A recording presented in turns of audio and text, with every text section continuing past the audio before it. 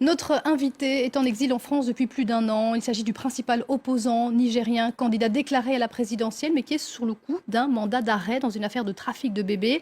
Ama Amadou, bonsoir. Bonsoir. Alors les autorités du Niger l'ont répété encore récemment. Si vous rentrez au Niger, vous serez arrêté. Et pourtant, vous avez décidé de rentrer à Niamey. Vous avez fixé une date? J'ai décidé de rentrer samedi prochain à Niamey. Ce samedi? Ce samedi 14. S'il plaît à Dieu, je serai dans l'avion et je vais atterrir à 16 h à Niamey, comme le programme d'Air France le prévoit.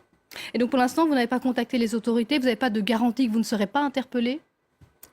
Et je suis un Nigérien. J'ai des devoirs envers mon pays que je compte assumer à travers ma candidature aux élections présidentielles. Je bénéficie de la confiance d'une large part de la société nigérienne. Si un dossier de justice a été monté contre moi par mes adversaires, je pense que c'est le moment pour moi de me présenter devant les juges pour qu'ils disent et où se trouve la vérité.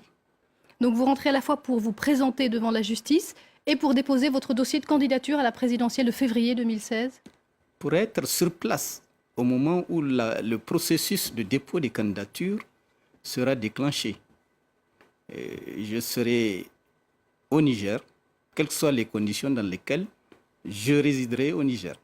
Alors, selon la loi nigérienne, tout candidat pour être retenu doit se soumettre à une enquête de bonne moralité. Est-ce que le fait d'être poursuivi dans cette affaire de supposition d'enfant ne risque pas de vous exclure de la course? Il faut d'abord faire une bonne lecture de la loi.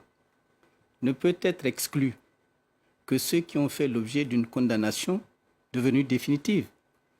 Est-ce que ma culpabilité dans cette affaire qui a été montée par mes adversaires a été jugée et ma culpabilité a été établie? Non. Par conséquent, du point de vue de la moralité, je prétends que la mienne est meilleure à ceux qui prétendent vouloir m'exclure. Alors l'opposition vient de déposer à l'Assemblée nationale une requête de mise en accusation du président Issoufou pour haute trahison. Il est accusé d'avoir bradé les ressources naturelles du pays, notamment. Est-ce que c'est une manière pour vous de faire pression sur le chef de l'État? Non, je pense que les députés nigériens ont une responsabilité de représentation des intérêts du peuple nigérien. Quand ils constatent que ces intérêts sont compromis par ceux qui dirigent, ils ont le devoir obligé de poser le problème publiquement et de faire suivre à la question posée la procédure prévue par la loi.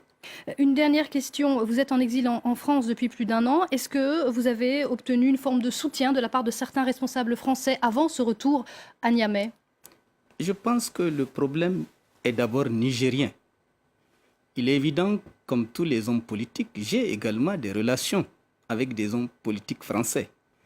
Mais je crois qu'il nous appartient, nous Nigériens, de régler entre nous les problèmes de notre pays, de régler entre nous les problèmes qui nous divisent.